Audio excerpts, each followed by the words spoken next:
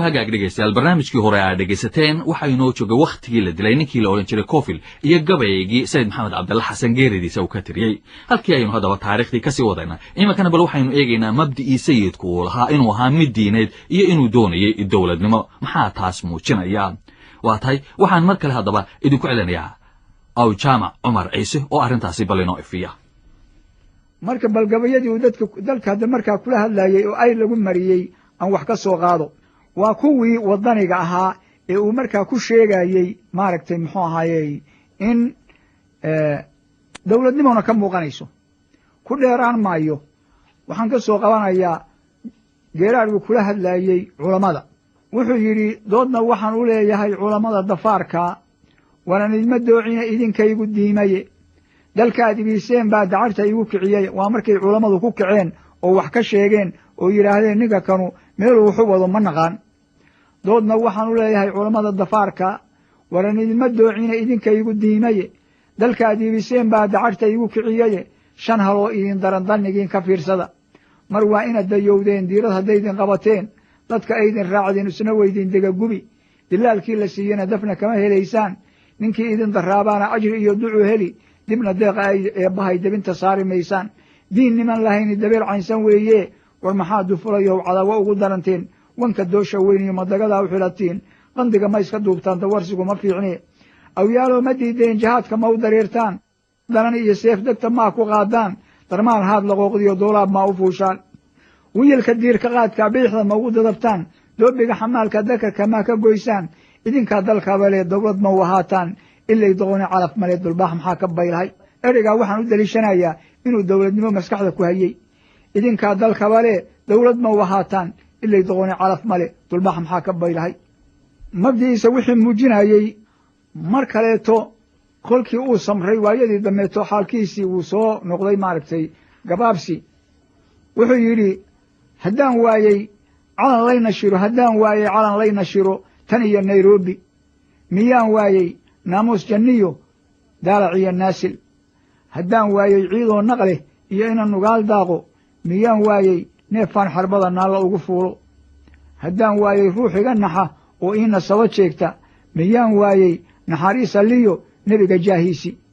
marka ereygaa hore oo ah haddaan waayey calan layna shiro tan iyo nairobi miyaan waayey naamuus janniyo daalac iyo naasil waxay ku tusaysaa inuu hawe ka qabay maaragtay tan iyo nairobi inuu markaa gacan ku dhigo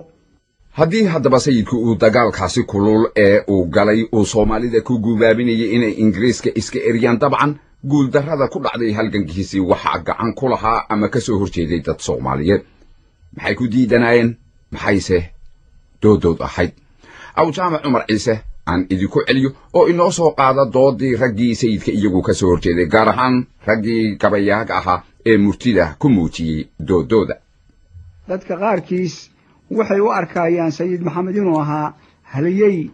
wadaniya oo jihaad galay oo maaragtay muxuu ahaayey diinta iyo dalkaba wax u qabtay magaciisiina haddan weli taagan yahay oo ay weli maanka iyo maskaxda ku hayaan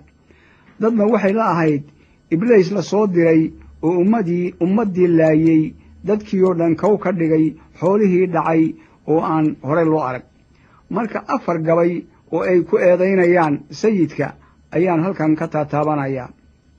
mid waxaan ka soo qaadnay hobya midna waxaan ka soo qaadnay boosaaso midna waxaan ka soo qaadnay berbera midna waxaan ka soo qaadnay hawdka ciidda ee dhulbahantuhu dego bal 4taa gabay kan ugu horreeya berbera aan ugu horraysiino waa cali jaamac haabiil oo ay xinif sayidka lahaayeen cali jaamac wuxuu yidhi allahayow adduunyada adaa uuntay keligaaye allahayow arwaaxaba adaa qoray arsaaqoode allahayow addoommuhu aday ku irkanayaane allahayow islaamkuma aduu ku acbudayaaye allahayow albaabada adaa ooda oo fura'e allahayow ma awdo xaqaad soo iftimisaaye allahayow aduunba u arxama kii itaal darane allahayow adaan ee xoqoon eedna aan geline allahayow awoodtaada yaa loo aqoonsadaye nin kaloo itaal lihi ma jiro adiga mooyaane allahayow middii uur leh iyo tii irmaan dumarka allahayow umulihii nin dilay ubad jaqsiinaayey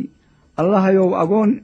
iyo miskiin aadanaha liita allahayow nimaan oday da'iyo habarka oolaynin allahayow min aabi iyo kibir mu'min ku idleeyey allahayow ilaahnimo ninkaan kugu addeecaynin allahayow ibliiska u eg oo aanu garan weynay allahayow mid oogada jidhka aad insiga mooddo allahayow misana aan ahayn awliyana sheegtay allahayow ninkaa ku ankiree diiday amarkaaga allahayow nin aayadaha iyo diinta ku adeegta allahayow misana aanu odhan siday ahaayeenba allahayow aqoon laawaha eydu daba joogto allahayow adigu waad og tahay waadna aragtaaye allahayow arooryo iyo goor alliyo leylba allahayow ibliiska khalqigu ka ashkatoonaayo allahayow hanagu eegin ku ergaan nahaye allahayow addoommaannu nahay diinta aaminaye allahayow baryada naga ajiib ku ergaan nahaye waxaan u leexanayaa markaa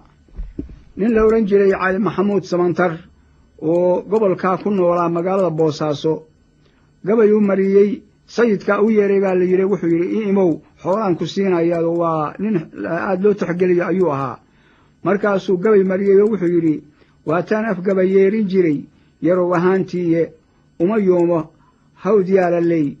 hays nin yuururiye ma yagfiyo yaloonkoo cidlo ah yeris nin jiifaaye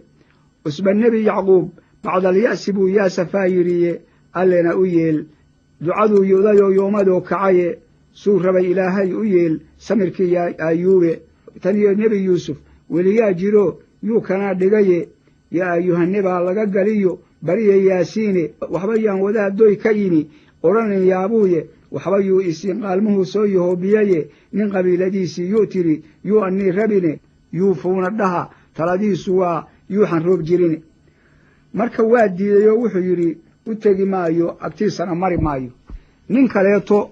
isagoo jooga magaalada hobya ayaa waxa dhacay dagaal la ysku arkay daraawiishtii marka waxay moodayeen markii horeeto inay daraawiishta iska celin karaan kolkii warkii loo keenay oo siday wuxu laayeen iyo hoogga ay dhigeen ayuu gabay ka mariyey waxaa la odhan jiray ninkaas geylan nuur guray tumaal buuna ahaa nin gabyaaya oo caana oo la og yahay ayuu ahaa wuxuu yidhi hadday maanso caraf leedahay iyo caashaq iyo xiiso awal baan ka soo carafsaday oo cayn walbuu idhiye cajab weeye maantana adduun camalka joogaaye cayriyaamadii shalay haddii la isku caatoobay cadcadkii la laayiyo raggii ciiradka u jiifay caynaan waraarigii haddii la isku caatoobay ee labada ciidan isu timi ceelka ina diinle cara jooga iyo car soo soco hadday camaladaas noqotay nin cisaaro qaba waxaan lahaa waa la caajimiye alla nimanka waa loo cadgoyn cune abuurkii nin caddaaday oo caalim ah oo madaxa cawsoobay oo ciidan inuu galo kal hore laga calool duubay ninku waa caruusee warmaha ku cadcaddoo dila rabbi iyo nebaa laga cuskaday caadam ma ahayne caamaannu nahay oo qalbigu naga carruurowye iyagaa cibaadada hayee culamo weyddiiya in wadaadku ceeb hurin hayo oo camalku faaroobay iyo inuu cilmi aan lala oqoon curiyay oo keenay caamaannu nahay oo qalbigu naga carruurowye iyagaa cibaadada hayee culamo weyddiiya carruur dhalatay oo aan weli guryaha caradna u dhaafin in caloosha laga soo rido oo hadda la cunsiiyo rabbi iyo nebaa la cuskaday ee caado ma ahayne iyagaa cibaadada hayee culamo weyddiiya horta naag calooloo jilbaha ciidda dhiganaysa oo waxay carsanlaysaba haddii dumarku soo ciidmo ciyaal aan maalintaa ka hor la arag oo aad ciidagele mooddo inuu caawimaa la arki jiray calaf nin haystaaye caanaha kan naasaha ku yaal canugu yuu nuugin cadkana gooya gaalada cad bay camal wadaagaane rabbi iyo nebaa la cuskaday ee caado ma ahayne iyagaa cilmiga noo hayee culamo weyddiiya gabagaas ninkaasuna intaas oo calaacalah ayuu wax kaga tilmaamayo oo uu leeyahay waxaas ayaa daraawiishi samayn jirtay iyo wax ka daran calidhuux oo ugu afkharaaraa raggii gabayga u mariyey isagu waa la dooday oo wuxuu yidhi ninkii weligii diintii bannaan daacad ugu sheega dariiqii rasuulkii ninkii diirka uga qaada daw kulama soo baxo cilmiye waa la diriraaye doofaaraduu wadan jiruu dila yidhaahdaaye iyaguna markaasay ku diidi mahayaane bal in meesha lagu doorsan yahay waxuu daliilkiiya duqaydii badnayd ee ku lumay duudsi iyo jeedal dammanaanshaha reer tolkay loogu dawgalay sidii bay u dabaroorayaan daallinkii rogaye dooxiyo hadday nala degaan degalka buuhoodle waxaa lagu durdurin ee bahay uma darraadeene sidii dumar dagaal iyo afxumo uma dulqaateene diyaar uma hadlaan wiilashii dawladda ahaaye daaroodka waa wada dhasheen dir iyo haabkiise hadday deris wadaagaan nin kale dacal ma waayeene alla may iskaga soo durkaan deris ma laayeene gabaygaasna waxa mariyey cali dhuux gabayadii uu mariyey oo doodda ahay kula doodayey u marinayey ninka la yidhaahdo in cabdulla xasan waa gabaga ugu hufan inta kaleeto waa cay iyo maaragtay muxuu ahayey waxaan la sheegi karin haddee waxa la yidhi rag colloobay cay iyo abxumo waa camaladoodii wahaag dhegaystayaal intaasna halkaa kaa gudubno waxaa daba sii socday dagaaladii dhex yaalay dowladdii ingiriiska iyo sayidka iyo daraawiishtiisii sayidka waxaa qalcaddiisa ugu adag ahayd degmada la ydhaahdo taleex waxaa ingiriisku dabeetana halkaasu ka saaray markii dayuurada uu ku garaacay dabeetana sayidka iyo wixii ka hadhay daraawiishtiisii waxay u gudbeen dhulka soomaalida eema ka tirsan dalka etoobiya si markaasi dib ay isugu abaabulaan ciidan cusubna ay u helaan wakhtigaasi ingiriisku ah niman soomaaliya odayaal ah ayuu sayidka u diray si loogu soo qanciyo inuu isdhiibo isagana xarun diineed looga sameeyo galbeedka maxmiyadda hase yeeshee sayid maxamed cabdilla xasan ergadaasi waa uu diiday wakhti yar kadib sayidka iyo raggiisii waxa weerar ay ku soo qaadeen qabaa'ilka soomaalida ee deggan dhinaca suhdinta etoobiya dabadeedna iyada oo ay taageero ka heleen ingiriiska ayay qabaa'ilkaas iyaguna ku duuleen xaruntii daraawiishta oo halkaasi si xun ay ugu jabiyeen rag aan badnayn iyo sayidkii dabeetana waxay u baxsadeen imey oo ku taala dhinaca etoobiya halkaasi oo ay gaadheen bishii oktoobar sannadkii 1920 dhammaadkii sannadkaasi oo ahayd 21 bishii disembar ayaa sayidku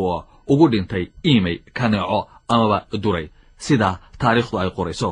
waxaa da'diisu wakhtigaasi ahayd 56 jir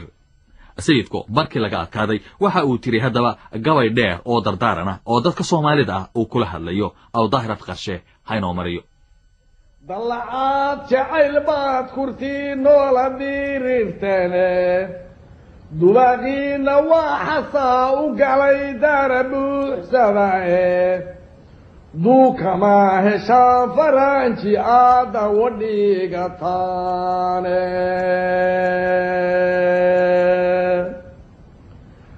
dabin buu idin qoolayaa waydin daagayaaye dirhamkuu idin qubaahayaa dib u go'aysaane markaa hore dabkuu idinka dhigi dumar sidiise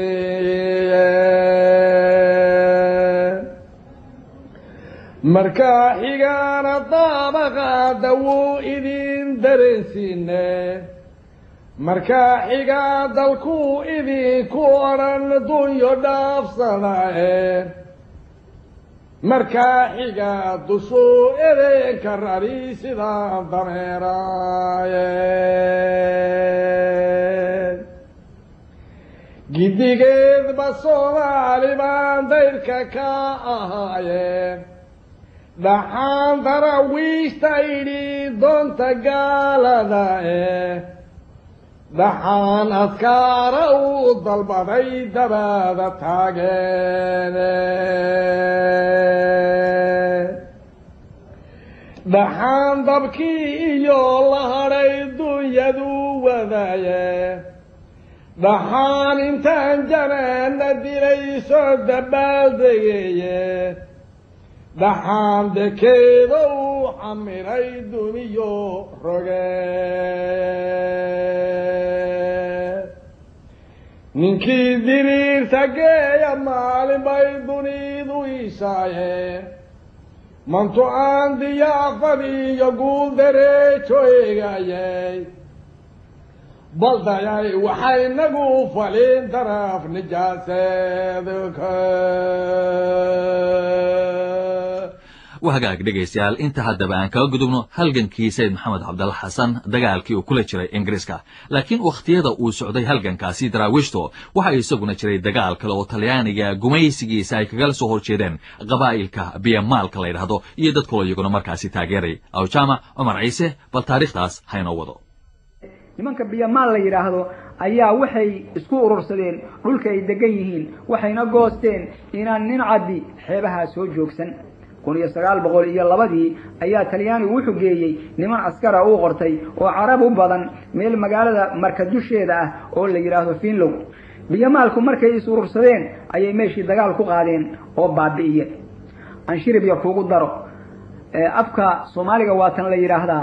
may iyo maxaa tiri hadda raaliga hada afakan mayga waa layga badiya inkastoo hadii marmar aan isku dayo oo iska dhigo maaragtay nin wax ka garanaya mid baa hadlay oo wuxuu yiri Filomeno la soo fadhiistay falaariya finini hay mid baa u jawaabay oo wuxuu yiri arfin loo fadhigaygi waaye foldado miyaan ka fiigaya marka askartii halka Finlow la keenay ayaa lagu leefay goor galaba maxaa dhacay marka waxa kacay laba nin oo yaab leh nin la oran jiray naxariis Allah siiye Sheekh Abdi Abikar Gaafle iyo nin la oran jiray Macallin Kabtooli wax badan baan magaciisii doonay Macallin Kabtooli wax dhaafsiye waan waayay labada nin ayaa ciidamada humayay waxay socotaba sanadkii 1904 waxa dhacay Finlow cadcaday xarxar jilib markaad afarta dagaal ayaa dhacay afartaba biyamaalka ayaa ku guuleystay magaalada marka waxay u jirtaa 15 kilomitir waxay ka xigtaa dhinaca bariga ah arintii waxay isu rogtay dagaal way ka tagtay jihaad bay noqotay culamadii waa soo gashay dhalinyaradii baa gashay dagaalka waxa ku weheliyay biyamaalka niman shiikhaal ah oo shiikhaal gandarsho la oran jiray oo magaalada fadhiyay magaalada marka iyo gandarsho degana oo tijaar aha oo ilaahay xoolo u dhiibay maaragtay muxuu ahaayay culamana aha mashaayikhna aha ragga ayaa dagaalka galay 1905 ayaa jilib marka dagaal dame isna ka dhacay dagaalkaasna way ku guuleysteen qolada Soomaalida ah dabadeed waxa dhacay dagaal la oran jiray Baasanle oo ka dhacay jilib iyo gandarshe meel u dhaxaysa halka ayaa Soomaalida rag badan Talyaanigu kaga laayay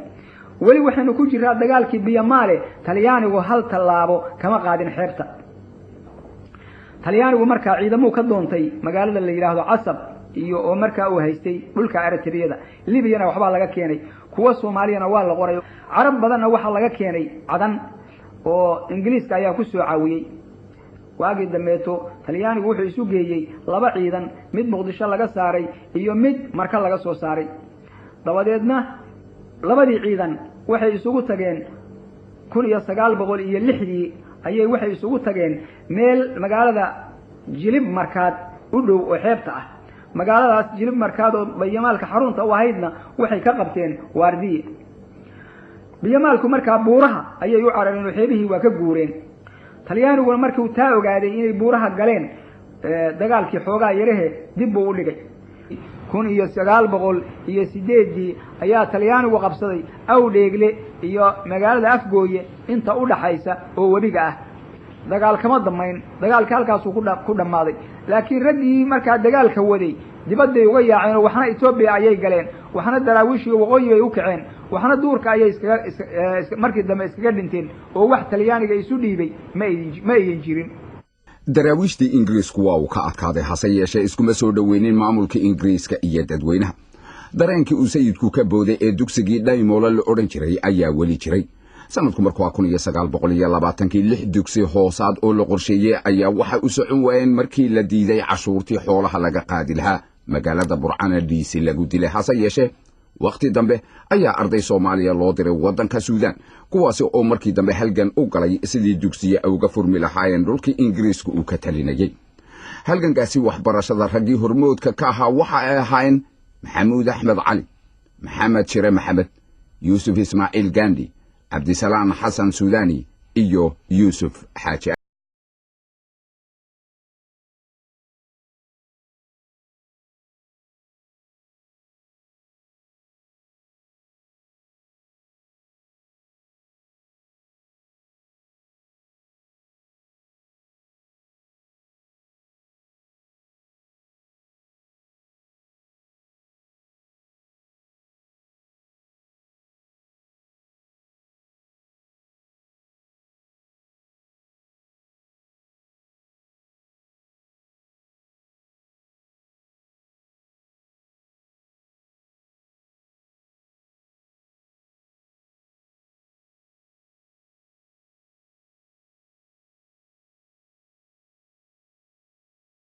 soddonkii ayaa kadib markii talyaanigu ku adkaystay ayaa waxaa la dhammaystiray calaamadinta sohodinta u dhexaysay dhulka soomaalida inta talyaanigu xukumayey xilligaasi ingiriisku waxaa dabeetana uu ku dhaqaaqay in la calaamadiyo soodinta kala qaybinaysay ethoobiya iyo iyaga dhulka soomaalida oo ay qaybsadeen oo heshiiskaasuna u dhacay sanadkii 1897 si taasi loo meelmariyo guddi labada dhinac ka kooban ayaa walwaal meesha la yidhaahdo tagtay bishii November sanadkii 1934 haddaba ilaa iyo intii heshiiskaasi kala qaybinaya qabaa'ilka Soomaaliyeed ay Talyaaniga iyo Ethiopia kala saxdeen sanadkii 1908 Talyaanigu waxa uu ku soo durkayay dhinaca Ethiopia dhulka Ogaadeniya waxaana la shaqeynayay waqtigaasi dad Soomaaliya oo ay ugu magac dheeraan ninka la oran jiray Oldin oo ahaa suldaan ajuuraanka oo awood lahaa lacag iyo hubana Talyaanigu siiyay Ethiopia la fahanteedu dhinaca Soomaalida ma taageero la'ayn waxa kamid ahaa Umar Samataro oo Talyaaniga ku weeraray ceelbuur sanadkii 1926 una gudbay dhinaca Ethiopia markii dambe goobtaasi dabadeetana waxa isku dhacay ciidamadii Talyaanigu lahaa ee fadhiyay iyo qaar ka socday Ethiopia talyaaniga oo midaba ka diyaar garoobay isagu dhinaca Soomaalida ee uu fadhiyay dhinaca Eritrea dagaalkii halkaasi ka bilowday waxa uu dhaliyay in talyaanigu si buuxda uu qabsado Ethiopia bishii May 7 sanadkii 1936 dagaalkaasi waxa talyaanigu ay kaga soo kabteen magaxumadii ka soo gaadhay dagaalkii Adwa ee Ethiopia kaga adkaatay sanadku markuu 1896 haddaba dareemadii xagga wadaninimada iyo fahamka gumaysigu waxa Soomaalida uu ku dhashay marka laga reebo dagaaladii sayidku uu galay ee Ingiriiska uu la galay iyo kuwii Biyaamaalku ay kula jireen Talyaaniga markii reer magaalnimadu ay bilaabantay oo la degay magaalooyinka ay ka mid tahay magaalada Muqdisho meelahaasi waxa degay askartii ka soo laabatay ololihii Talyaanigu uu ku qaaday dalka Ethiopia waqtiyadaasi waxa ka bilaabmay dhinaca koonfurta kulamo hoose hase yeeshee waxa Talyaanigu ay cadaadinayeen lacagta ay saareen wixii halis ku noqon kara maamulkooda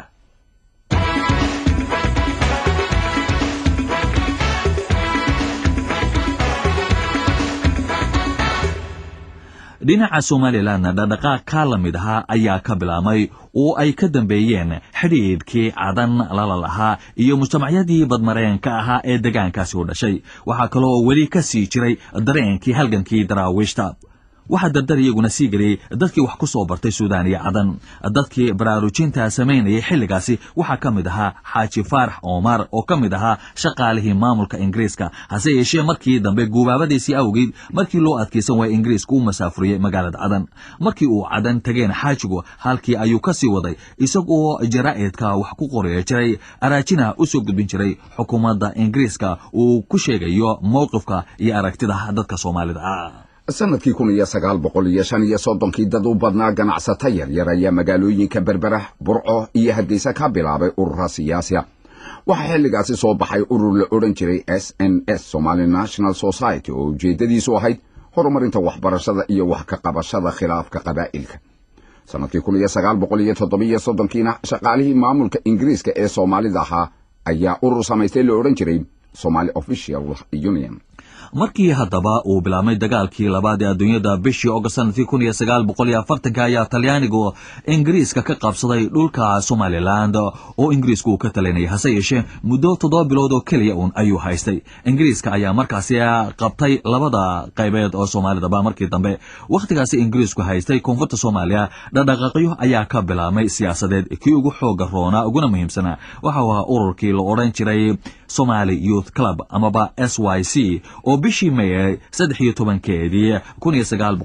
1943 laga furay magaalada Muqdisho kadib markii muddo 7 laga xaajoonay furitaankiisa iyo dastuurkiisaba sarkaalkii xagga siyaasadda ugu qaabilsana Ingiriiska waqtigaasi halkaasi fadhiyay naadigaasi waxa uu ka koobnaa 13 xubnood dhiirigelinta ururkaasi raggii ugu xooga badnaa waxa kamid ahaa Cabdulqaadir Sakhaawadiin Yaasiin Xaaji Cismaan Sharmaarke iyo Xaaji Maxamed Xuseen 3 sano kadib waxa rasmi ahaan xubno uga ahaa 25,000 oo qof sanadkii 1947 waxa naadigii SYC uu isu bedelay SYL waxaana uu laama ku yeeshay Ogaden Hawd British Somaliland iyo Kenya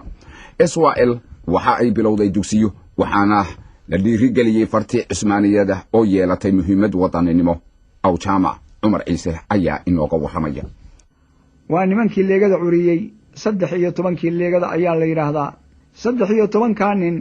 weli kama maqal idaacadaha gobolladay ka kala yimaadeen aan isweydiinne ma reer xamar bay ahaayeen ma reer galbeed bay ahaayeen ma reer bari bay ahaayeen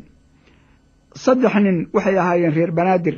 cabdulqaadir sakhaawudiin xaaji maxamed xuseen dheere xaaji dheere 3daasu reer xamar bay ahaayeen reer banaadir baa la oran jiray 4 waxay ahaayeen reer mudug yaasiin xaaji cusmaan daahir xaaji cusmaan maxamed xirsi nuur cali xasan maxamuud 4taasna waxay ahaayeen reer mudug 3na waxay ahaayeen shabeellaha dhexe jowhar iyo aaggaas ayaan u jeedaaye maxamed cali nuur cismaan geedi raagi maxamed faarax hilowle 3daasuna waxay ahaayeen shabeellaha dhexe 3na waxay ahaayeen gobolka shabeellaha hoose waa maxamed cusmaan baarbe iyo hudow macalin cabdille ninna wuxuu ahaa gobolka togdheer koonfurta magaalada burco maxamed xaaji cabdulaahi xayeesi ingiriiskay u tageenoo waxay yidhaahdeen waxaad noo oggolaataa meel kilaab ah oo aanu ku sheekaysanno waxna ku baranno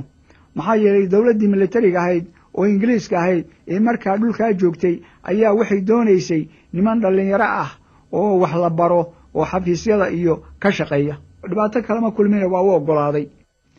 marka waxay soo saareen 4 qodob oo waaweyn qodobka u horeeya wuxuu markii horeba waa ugu jiray wax tacasub qabaliya inaan la sheegin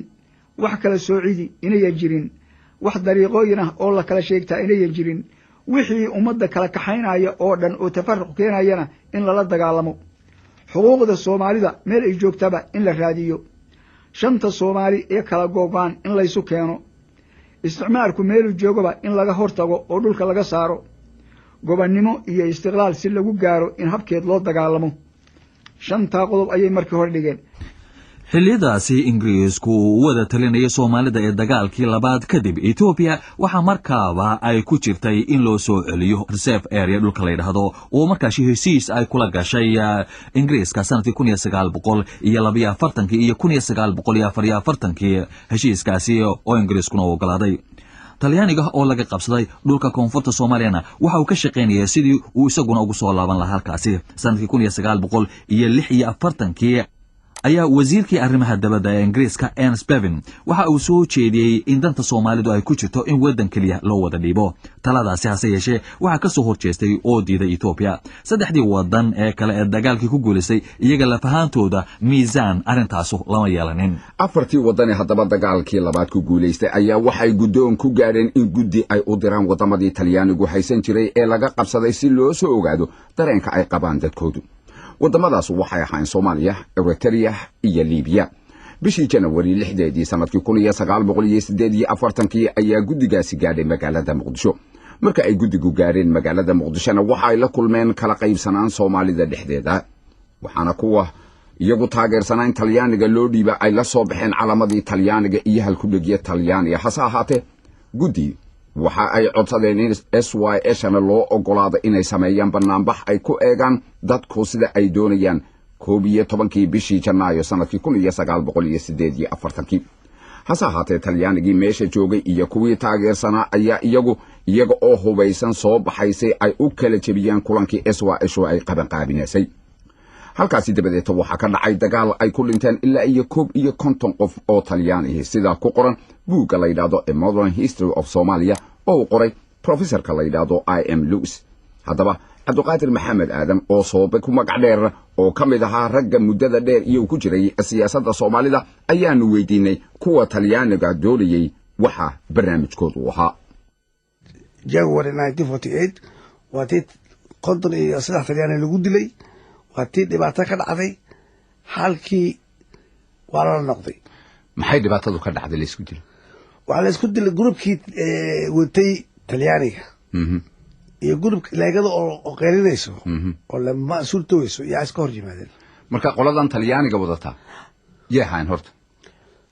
markaas conference la dhihi jiray waa kuwa adeesha xasaabtii kala isu tagtay ahayn. maxay doonayeen? waxay doonayeen Talyaani waxay ku doonayeen muddo 30 sano inuu sii hayo inuu yaraan al aqal yani ay la noqdo 30 sano kadib gobonimada la siiyo saasay wateen kontonkii yaa waxaa la gooyey November inuu Talyaani meesha joogo 10 sanana istiqlaal dadka gaarsiiyo. maxaa keenay in Talyaaniga loo dhiibo markii la warsaday liida Talyaani rabtaan laga waxay warsatay 4 power afarta power waxay warsatay afarta power in iyagu hayaan Talyaani wuxuu sameeyay asagana lobbying in loo dhiibo wuxuu ka sameeyay United Nations gudaheeda markii 10 sano loo dhiibay Cabdiqaadir Talyaaniga leeydi Soomaaliya adiga haynaya ma jireen ururo iyagu markaasi kuwan hore ee aad sheegtay mooje kuwa markaasi dhashay oo kala qaybsamay oo markaa SYL laftirkooda ka soo horjeestay markaas aniga aan joogo SYL yaan haylaan condition kana anaga dhalinyar nin wax garanay dhab SYL buu ahaa dadka dhan SYL bay ahaayeen markii Talyaaniga loo dhiibay 1947 March xisbiya digil inuu la aasasay digil maflihi marka qabiilkii xaga inta u soo qabiil ee hore wax kaliya qabiil aan sheeganaynin oo ummad isu keenay oo Soomaali isu keenay oo halka dhigay SYL waatay waxa la bilaabay in lagu kala ordo istiqlaalki SYL waxa ka soo daahiray aniga tayda aragtadayda qabiilnimo aniga waxaan ahaa ragga u horeeyay oo SYL ka tagay sanadkii 1951 bishii November haddaba sanadkii 1949 ayaa golihii guud ee Jimciyadda Quruumaha ka dhaxaysa muddo 10 sanadood u xil saaray Talyaanigu inuu xukumo koonfurta Soomaaliya 1948 ayaa Ingiriisku isna go'aan ku gaaray in dhulka Soomaalida ee maanta ka tirsan Ethiopia uu ku wareejiyo sidii ay dhigeen heshiisyadii labada dhinac dhex maray sanadihii 1942 iyo 1944 go'aankaasi oo jigjiga laga dhawaaqay waxa ka dhashay rabshadahaasi oo ay ku dhinteen dad tiradooda ay gaadhiso ilaa 25 qof oo Soomaaliya hase yeeshee 23 bishii September sanadkii 1948 ayuu Ingiriisku Ethiopia ku wareejiyay dhulkaasi 29 November 1954 ayaa Ingiriisku heshiis cusub uu la galay Ethiopia oo kaga baxay dhulka la oran jiray Hawd iyo Reservoir goorma ayaa haddaba Ingiriisku u sheegay dadka Soomaalida ah inuu bixiyay Hawd iyo Reservoir ama dadka Soomaalida ay ogaadeen waa kan Umar Artaqaalib sanadku markuu ahaa 1954 xisbiga kaliya siyaasiga markaa jira wuxuu ahaa SNL oo markii u horeysay lagu bilaabay SNS Somali National Society markii dambena isu bedelay Somali National League sheekh waa xarunta tacliinta ee markaa lagu barbaarinayay madaxdii maalintaasi berito la oran karay waxaanu markaa dawladdii Ingiriiska xukumaysa weydiisanay inaanu soo barano dalkayaga that means Somaliland waanu naqaane Hawd and Reserved area ayaanu doonayna inaanu soo baranaan ku niri hanaloo diyaariyo baabuuro iyo sidii aan u tegi lahayn waayahay baa layidhi markaa dabato meelihii reserved area markaa kamid ahaa ku toosnaa Burco iyo kuwii Hargeysa ku toosnaa iyo kuwii Boorama ku toosnaa ayaan soo wada maray walwaal wardheer qadbahare dhagax buur markaan soo dhamaysanay ayaanu dib u soo noqonay milmil awaare waxaanu soo noqonay Hargeysa dawladdii markaa Somaliland xukuumadda waxay tiri report soo qora waanu soo qoray report kolka hore waxaanu ka warramaynay uun maxaan ku dhahdaa meelihii aan tagnay iyo sidii naloo soo dhaweeyay waxyaalaha caynkaasa laakiin saddex su'aalood ayaanu ku khatinay waxaanu nidhi maxay dawladdu iskuullo uga samayn weyday meelihii aanu soo maray inta ay dhowr intay ka soo kaxeeyaan dhagax buur iyo awaare iyo meelahaas ay amba sheekh amba boorama u keenayaan maxay iskuulle halkaa uga samayn weyday su-aasha labaad waxay ahayd waxaanu aragnay saraakiil iyo askar Ethiopia ah maxay meesha ka qabanayeen ilaa waa dalkayagii su-aasha saddexaad waxay ahayd macnaha reserved area waa maxay Hawd garanay oo Hawd marka Hargeysa la joogo macnahu waa koonfurta Hargeysa laakiin reserved area maxay tahay maxay reserved u tahay nimankii markii ay dawladdu governorkii isticmaalka ahaa ee dawladda mustacmarka ahaa yani wakiilka ahaa markuu warqadii loo geeyey markiiba London bay la xidhiidheen waxay yidhaahdeen nimankii macallimiinta ahaa waxay soo mareen reserved area dabeet waxayna weydiiyeen why macnuhu waa maxay reserved area maxay reserved u tahay su'aalihiin weydiinay oo dhan bay u sheegeen markiiba dawladda Ingiriisku way soo jawaabtay waxay tiri u sheega waqtigii baa la gaaray ay waajib noqotay in loo sheego heshiis sir ah oo inaga dhaxeeyay haddaan Ingiriis nahay iyo dawladda Ethiopia oo la kala saxeexday 1944 taasoo tixraacisay heshiis kale oo 1897 la kala saxeexday markii xuduudda Afrika la sameeyay 6 bilood ayay arrintii qaadatay intii yani ay isu diyaarinayeen say noogu sheegaan maalintii dambe ayaa barastaabka naftiisu ku dhawaaqay 28 February 1955 February 55 ayaa lagu dhawaaqo la yiri dhulka la yiraahdo Hawdiya Reserved Area malihidin Ethiopia ayaanu ku wareejinay intaas markay dhacday magaalo kasta waxa laga sameeyay mudaharaad ninkii hadlaabana uu ku halqabtay wuxuu yiri Ingiriisku khiyaamay waxa dhacday dadkii Soomaaliyeed shacbigii inuu kacay markaas waxa la diyaariyay wafdi la yiri lana loo diro waxa ay kala ahaayeen Sultan Abdurrahman Sultan Diiriye Allah yarxamo Sultan Abdullah Sultan Diiriye Allah yarxamo Sultan Biixi Foley rahimahullah Michael Mariano Abdurrahman Ali Dubbe ilaahay uu naxariisto ayaa lana loo diray sidii aan horeba u sheegnay 29 bishii November sanadkii 1954 ayaa Ingiriisku saxiixa heshiis cusub oo la galay Ethiopia oo uu kaga soo baxay Hawd iyo Reserve Area dhulkii la oran jiray mudaharaadyo ballaaran ayaa ka dhacay Somaliland oo lagu diidan yahay dhulka Ingiriisku uu wareejiyay waxaana markiiba la qaban qaabiyay wufuud in loo diro London iyo New York Abril sanadku markuu 1956 ayaa wafdi ka socda guddiga baarlamaanka Ingiriiska ugu qaabilsan xiriirka dibaddu ay tageen Ethiopia si ay uga soo xaajoodaan Ethiopia dhulka la isku haystay ee Soomaalida oo ay doonayeen inay dib uga iibsadaan hase ahaatee uma suuroobin 25 bishii August sanadkii 1956 ayaa boqorkii la oran jiray Haile Selassie ee Ethiopia markaasi ka talinayay hadal uu ka jeediyay magaalada la yiraahdo Qabri Dahare waxaana uu ku sheegay in Soomaalidu ay ka mid yihiin qoyska weyn ee Ethiopia